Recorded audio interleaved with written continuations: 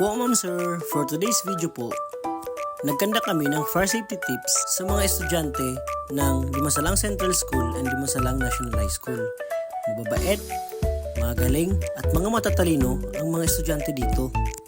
Dito nga ay naipamalas nila ang kanilang katalinuhan sa pamamagitan ng aming group activity na ginawa. Dito natutunan nila ang triangle of fire, kung ano ang oxygen, ang heat, at fuel, at kung paano mag-sustain ang fire sa pamamagitan ng chemical chain reaction. Dito din po naturo ko sa kanila ang ibig sabihin ng classifications of fire. Ang Class A, Class B, Class C, Class D, and Class K. Masayang magturo lalo na kung yung mga kabataan ay willing talagang matuto. Nagpapasalamat po ako sa opportunity na naging party ako ng activity nila ngayong araw na ito. Biruin mo, nagagawa mo na yung trabaho mo at the same time, nagagawa mo pa yung passion mo na magturo. Dito din po natutunan nila kung paano gumamit ng fire extinguisher, mga parte ng fire extinguisher, kung saan at kailan lang kailangan gamitin ang fire extinguisher, at iba pang mga teknik sa pag-apula ng apoy.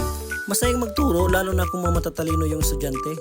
Salute po pala sa Dimasalang Central School at Dimasalang National High School sa pagtuturo sa mga batang ito. Mga ganda at gwapo na, matatalino pa. Salamat din pala sa mga estudyanteng ito. Masaya silang natututo at the same time nakikita ko sa kanilang mga mata na meron din sila kahit paano natutunan sa akin.